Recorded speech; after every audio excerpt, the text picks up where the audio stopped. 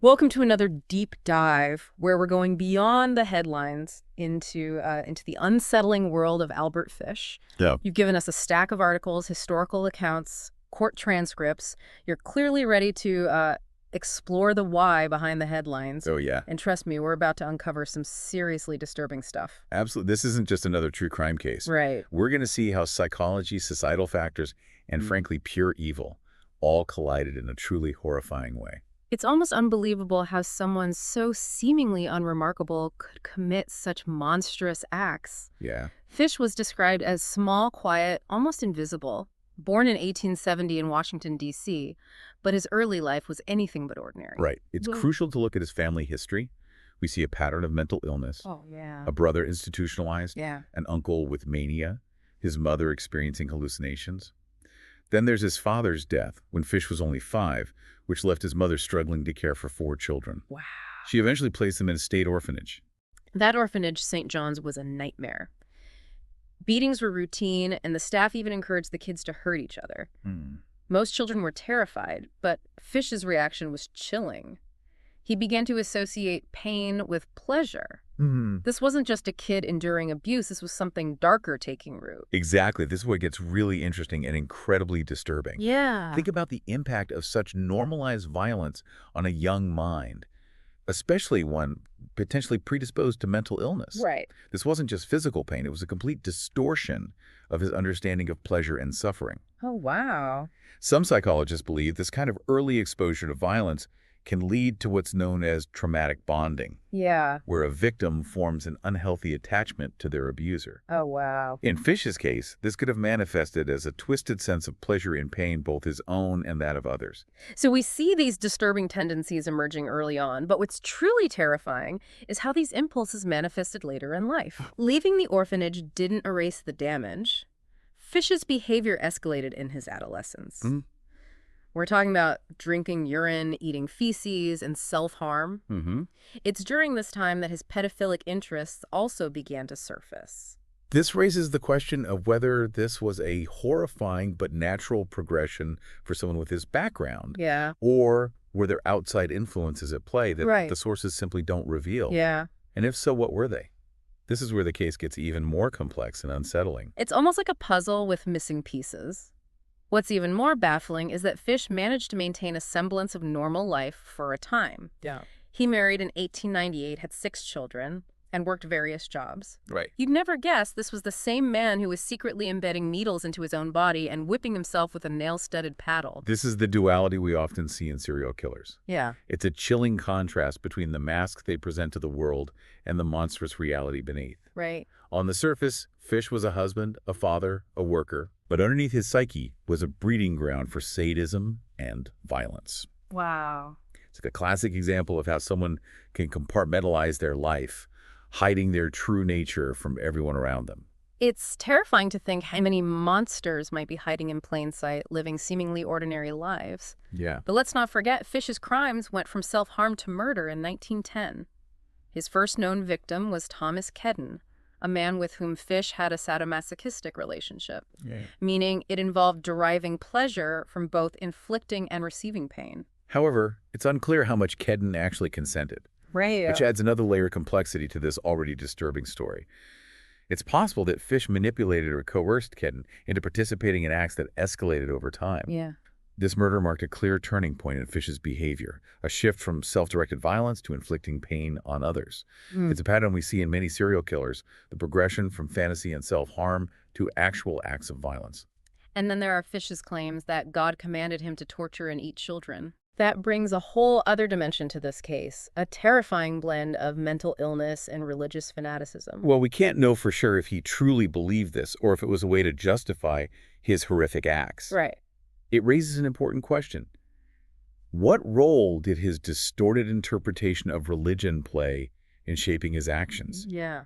Was it a driving force or simply a convenient justification for his pre-existing sadistic desires? It's almost impossible to untangle. We're talking about a mind that was clearly fractured, potentially suffering from psychosis, Yeah. which involves a break from reality and possibly even schizophrenia, Right. a chronic mental illness that affects a person's ability to think, feel, and behave clearly. Yeah. His worldview was so warped, it's difficult to say where delusion ended and premeditation began. And this leads us to the case that cemented his infamy, the case that gripped the nation, Grace Budd.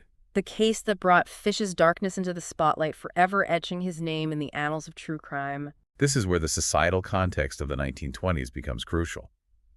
In 1928, Fish, under the alias Frank Howard, targeted the Budd family after seeing a classified ad placed by 18-year-old Edward Budd. Wow. Seeking work.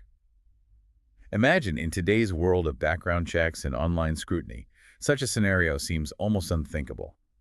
But back then, appearances and a convincing story were often enough to gain trust. That's what's so unsettling about this case. Fish exploited that vulnerability. He initially intended to kidnap and kill Edward, but when he met the family, his focus shifted to 10-year-old Grace. He spun this elaborate tale about a birthday party for his niece, presenting himself as a harmless farmer. Right. It's chilling how easily Grace's parents fell for his deception. This really underscores the dangers of implicit trust, particularly in a time when people were perhaps more naive to the potential for such calculated evil. Fish understood how to manipulate perceptions using his unassuming appearance and a carefully constructed story to disarm potential victims. It's a stark reminder that predators often target those they perceive as the most vulnerable. Fish chose his victims carefully, often focusing on children with disabilities or African American children, knowing that racial prejudice and societal biases of the time would make it less likely for their disappearances to be thoroughly investigated. Exactly. He was a master manipulator, exploiting societal weaknesses to mask his true intentions. His crimes weren't just acts of random violence, they were calculated and strategic, which makes them all the more disturbing. And then there's the aftermath of Grace's murder. The letter he sent to her mother, that letter is just horrifying. It's hard to fathom the kind of mind that could produce something so disturbing. It's filled with graphic details of the murder and even describes how he prepared and consumed her remains. That letter provides a chilling glimpse into Fish's psychopathology. It's not just the act itself, but the need to relive and share the experience that points to a profound level of sadism. Some experts believe that this was Fish's twisted attempt at confession and redemption, warped by his delusional religious beliefs. Others suggest he was driven by a desire for notoriety, wanting his crimes to be known and remembered. It's almost as if he wanted to be caught to have his depravity exposed to the world. That's certainly one interpretation. And in a way, his desire for infamy backfired.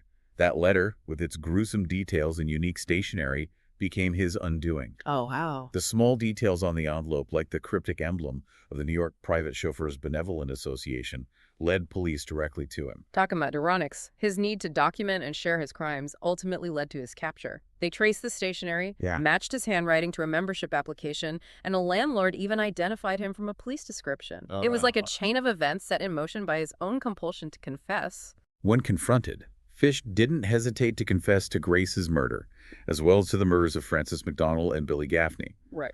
While the authorities could only definitively prove Grace's murder, his confessions provided a glimpse into the potential scope of his crimes. He claimed to have killed over 100 children, boasting of having had children in every state. Right. Though unverified, these claims highlight the terrifying possibility of undiscovered victims. His transient lifestyle, coupled with his targeting of marginalized individuals, makes it plausible that many of his alleged victims were never reported missing or properly investigated.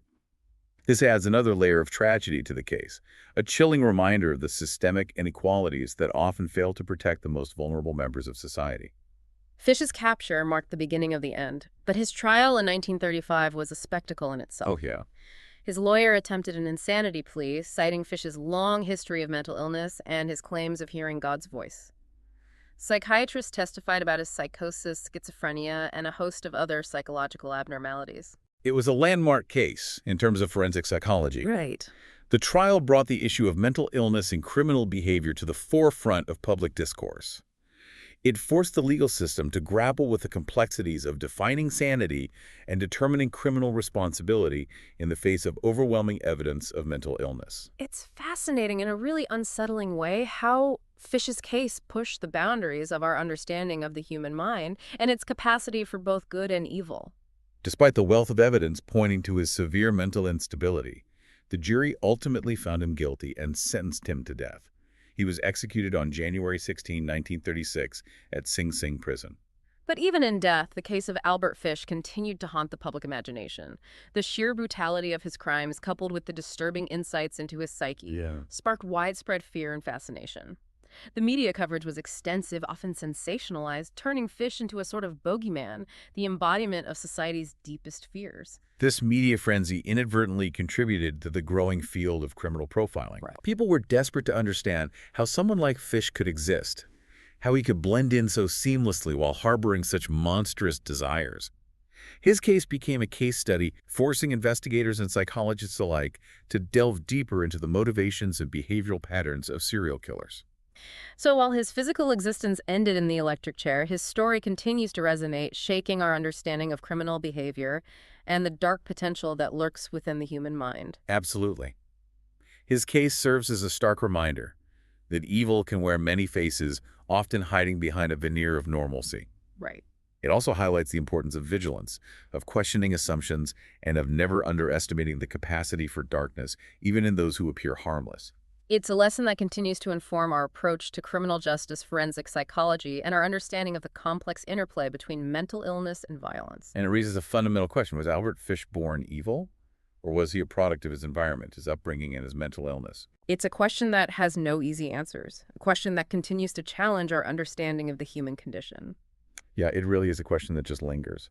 And going through all this material, it seems like Fish's life was just this perfect storm. Yeah. Predisposition to mental illness, extreme childhood abuse, and then this just warped interpretation of religious beliefs. His childhood at St. John's Orphanage is especially telling. Imagine the impact of just sustained cruelty like that Yeah. on a developing mind. Fish himself said that he began to associate pain with pleasure. Right. That's not a normal reaction to abuse. Right. It suggests a fundamental rewiring of his brain's reward system, a potential sign of what we now understand as conditioned masochism. That's an incredibly disturbing thought. And it wasn't just the physical abuse, right? Right. There's also this undeniable pattern of mental illness throughout his family history. Mm. His brother institutionalized his mother suffering hallucinations. It seems highly likely that Fish inherited some degree of mental instability. Absolutely. While we can't diagnose someone post-mortem, the evidence strongly suggests that Fish suffered from a combination of mental illnesses. The psychosis you mentioned earlier, where he experienced a break from reality, and potentially schizophrenia as well, Right. which could explain his distorted thinking hallucinations and difficulty distinguishing between what was real and what was not. And then there's the religious element. Fish claimed to hear voices from God commanding him to commit these horrific acts. Was this genuine religious delusion or just a calculated way to manipulate the legal system? That's the million-dollar question. His religious beliefs were so intertwined with his mental illness that it's impossible to fully separate them. His letters and confessions are full of religious justifications. Right? But whether they were genuine expressions of faith or simply a way to rationalize his actions is something we can't definitively know. Right. It's possible that Fish latched onto religion as a way to make sense of his own urges, creating a twisted theology that allowed him to justify his actions. His case really was a turning point, wasn't it? Oh, absolutely. It forced the legal and psychiatric communities to confront some very uncomfortable truths. The trial became this battleground of competing ideas about sanity, criminal responsibility, and the limits of the insanity defense. Exactly.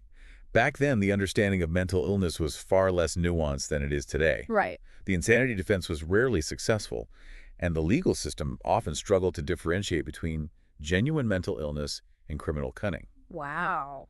Fish's trial, with its parade of psychiatrists and conflicting diagnoses, exposed the shortcomings of the legal system in dealing with mentally ill offenders. His case helped pave the way for a more sophisticated approach to forensic psychology. It highlighted the need for more thorough psychological evaluations, a deeper understanding of the complex interplay between mental illness and criminal behavior, and the development of more effective treatment options for offenders with mental health issues. It's fascinating how this horrific case, as much as we might wish it never happened, ultimately contributed to advancements in both the legal and psychiatric fields. It's a sobering reminder that even the darkest chapters of human history can sometimes lead to progress. The knowledge we've gained from studying cases like Fish's helps us better understand the motivations of those who commit such heinous acts, which in turn allows us to develop more effective strategies for prevention and intervention. We may never fully comprehend what drove Albert Fish to commit these atrocities. But by examining his life, his crimes, and the societal context in which they occurred, we can gain valuable insights into the nature of evil, the impact of childhood trauma, and the importance of addressing mental illness in a compassionate and effective manner. We've certainly covered a lot of ground in this deep dive. It's been a journey into the darkest recesses of the human psyche, a journey that's both disturbing and undeniably compelling.